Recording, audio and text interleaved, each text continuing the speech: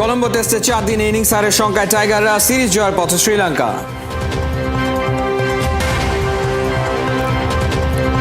সাকিবকে ধরতে তাইজুল আর মাত্র 2 ধাপ দূরে, ব্যাটারদের ব্যর্থতায় তার ফাইফারের কীর্তি আড়ালে। শ্রীলঙ্কায় পা রেখে হতাশ নাজমুল আবেদিন, মুস্তাফিজরা সাদা বলের 2 ফরম্যাট করতে চান রঙিন। জাতীয় স্টেডিয়ামে 14 দেশ থেকে আসা 43 ফুটবলারের মিলন মেলা, পাইপলাইন মজবুতের লক্ষ্যে বাফুফে কর্তারা। কলম্বো টেস্টে 4 দিনে ইনিংস হারের শঙ্কায় বাংলাদেশ, 96 রানে পিছিয়ে থাকা টাইগারদের হাতে অবশিষ্ট আছে আর 4 উইকেট। টাইগার ব্যাটারদের ভরাডুবির দিনে ডোমেস্টিক হিরো মিস্টার ডিপেন্ডেবল কিংবা বাংলার ব্র্যাডম্যান কেউই মাথা তুলে দাঁড়াতে পারেনি। বিস্তারিত। উইকেট বিলিয়ে দেয়া, হতাশ চোখে চেয়ে থাকা, মাথা নিচু করে মাঠ ছাড়া, শ্রীলঙ্কায় 4টা ইনিংসে এনামুল বিজয়ের এই এক ছবি। কলম্বোতে আরো একবার ব্যর্থ বিজয়। পারফরমেন্সে বিচারে টাইগার ফ্যানরা একে বিজয়ের শেষ টেস্ট হিসেবেই দেখছেন, যেখানে বিদায় আছে কিন্তু গার্ড অফ অনার নেই। শুধু বিজয়ী না, ফার্স্ট ইনিংসে 211 রানে পিছিয়ে থাকা বাংলাদেশের টপ অর্ডার দ্বিতীয় ইনিংসে দুমড়ে মুচড়ে শেষ। অবস্থা এমন, ইনিংস হারও অসম্ভব নয়। যদিও পরিস্থিতি উল্টোও হতে পারত। তৃতীয় দিন শুরুতেই টাইগারদের সবচেয়ে প্রত্যাশিত উইকেটটি এনে দেন তাইজুল। 158 রানে তুলে নেন পাথুম নিশাঙ্কাকে। ধনঞ্জয়া ডিসিলভাও তাইজুলের ঘূর্ণি বুঝতে ব্যর্থ। লঙ্কান ক্যাপ্টেন লেগ বিফোর হয়ে ফেরেন মাত্র 7 রানে। সেকেন্ড সেশনে লঙ্কানরা অল আউট 458 রানে। Credit goes to Taijul. Test ক্যারিয়ারে 17তম বারের মতো ফাইফারের দেখা পান এই বাঁহাতি স্পিনার। দ্বিতীয় ইনিংসে সাদমান বিজয় ওয়ানডে স্টাইলে ব্যাটিং শুরু করেন। 41 বলে গড়েন 31 রানের জুটি, কিন্তু ফরম্যাটে ভিন্নতা বিজয়কে স্মরণ করাতে সময় নেননি আসিতা ফার্নান্দো। তাকে রীতিমতো শর্ট বলে ট্র্যাপে ফেলেই বিদায় করেন। পরের ওভারে সাদমানও ধরেন উল্টো রাস্তা, 12 রানে তাকে ফেরান প্রভাত জয়সূর্যা। টাইগারদের ভরাডুবি ঠেকাতে পারেননি বাংলাদেশি ব্র্যাডম্যান মুমিনুল। ব্যক্তিগত 15 রানে আউট হয়ে করেন মস্ত বড় ভুল। শান্তও করতে পারেননি নামের প্রতি সুবিচার। 19 রানে লেগ বিফোর হন এই টাইগার স্কিপার। আসা যাওয়ার এই মিছিলে মুশফিক মিরাজও ছিলেন ছন্ন ছাড়া। মিস্টার ডিপেন্ডেবল 26 আর মিরাজ 11 রানে ধরেন উল্টো রাস্তা। এখন দেখার অপেক্ষা, বাংলাদেশে টেস্টে লঙ্কানদের দ্বিতীয় ইনিংসে ব্যাটিংয়ে নামাতে পারে নাকি ইনিংস ব্যবধানে হারের লজ্জা নিয়েই মাঠ ছাড়ে। সাকিবকে ধরতে তাইজুল আর মাত্র 2 ধাপ দূরে, কিন্তু আরো একবার ব্যাটারদের ব্যর্থতা আড়ালে ফেলে দিল তাইজুলের 5 উইকেট প্রাপ্তির কীর্তি। তাইজুলও ব্যাটারদেরই দুষছেন, বলছেন সর্বনাশ করেছে প্রথম ইনিংস। শ্রীলঙ্কা বাংলাদেশের টিম বাস একেবারেই হতাশার একটা বড় ঝুলি নিয়ে এই মুহূর্তে টিম হোটেলে এসে পৌঁছেছে মাঠ থেকে। পুরো দিনে বাংলাদেশ যে ধরনের ক্রিকেট খেলেছে তাতে করে আত্মতৃপ্তির কিংবা ভালো কিছুর আসলে ছাপ ছিল না, একমাত্র তাইজুল ইসলামের 5 উইকেট প্রাপ্তি ছাড়া।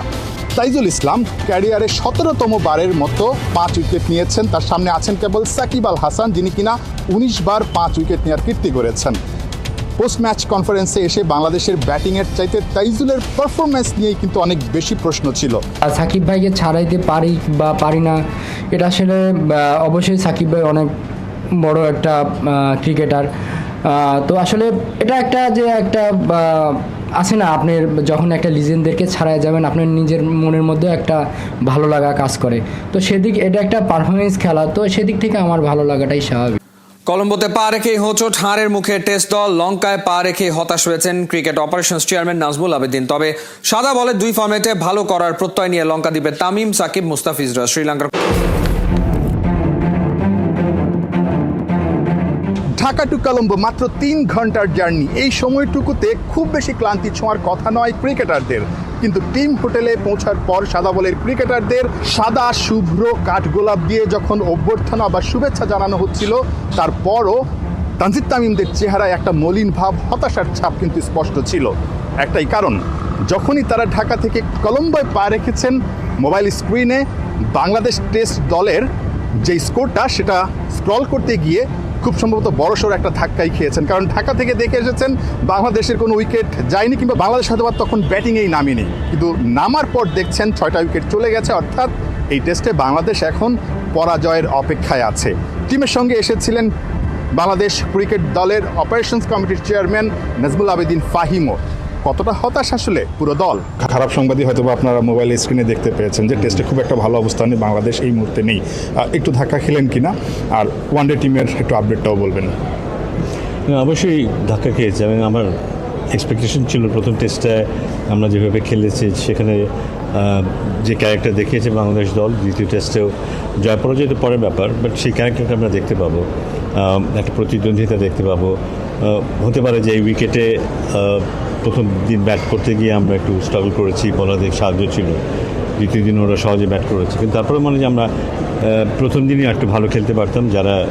যারা সেট হয়ে গিয়েছিল এবং 3-4 জন সেট হয়েছিল, এটা উচিত ছিল তাদেরই লম্বা ইনিংস খেলা এবং প্রথম ইনিংসে একটা রিজনেবল স্কোর করা, যেটা প্রতিপক্ষকে কিছুটা হলেও চাপ খেলতে পারে। শুরু হচ্ছে প্রবাসী ফুটবলারদের ট্রায়াল। তার আগে জাতীয় স্টেডিয়ামে হয়ে গেল 14 দেশ থেকে আসা 43 জন ফুটবলারদের মিলন মেলা। এদিন ট্রায়ালের বিষয়ে সব আনুষ্ঠানিকতা সেরে নিয়েছে ফুটবলাররা। বাফুফের প্রত্যাশা, জাতীয় দলের পাইপলাইনে বড় ভূমিকা রাখবে এই ট্রায়াল। হাসান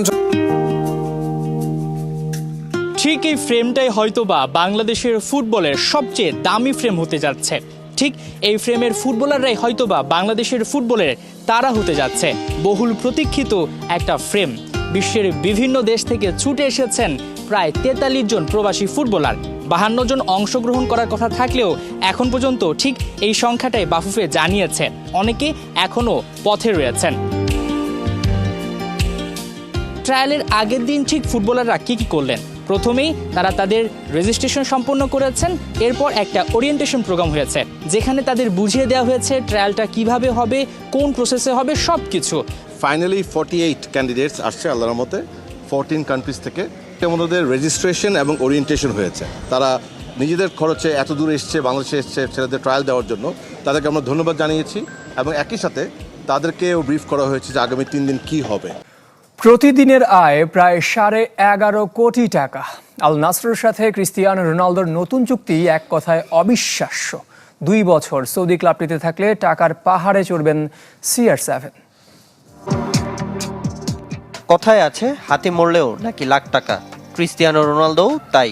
ক্যারিয়ারের গোধূলি বেলাতেও CR7-এর আবেদন কমেনি এতটুকু, বরং বেড়েই চলেছে। দ্বিতীয় মেয়াদে পর্তুগিজ সুপারস্টারকে সাইন করাতে রীতিমতো টাকার পাহাড় নিয়ে নেমেছিল আল নাসর। 2 বছরের চুক্তির জন্য তাদের গুনতে হচ্ছে 492 মিলিয়ন পাউন্ড, টাকায় 8,277 কোটি 90 লাখ। সৌদি ক্লাবটিতে রোনালদো প্রতি মাসে আয় করবেন প্রায় 345 কোটি টাকা, দিনে 11.5 কোটি, আর ঘন্টায় তার অ্যাকাউন্টে যোগ হবে প্রায় 48 লাখ। নতুন চুক্তিতে CR7-এর প্রতি মিনিটে আয় দাঁড়াবে প্রায় 80,000 টাকা, সেকেন্ডে অঙ্কটা 1,330।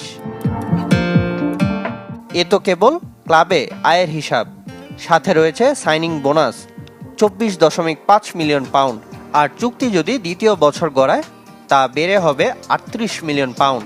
তার উপর যদি আগামী 2 বছরের মধ্যে সৌদি আরবের দূত হন, তাহলে তার মোট আয়ের পরিমাণ ছাড়িয়ে যাবে 500 মিলিয়ন পাউন্ড। সৌদি ক্লাবের আল নাসেরের সাথে নতুন চুক্তিতে রোনালদোর প্রতিদিনের আয় 11.5 কোটি টাকা।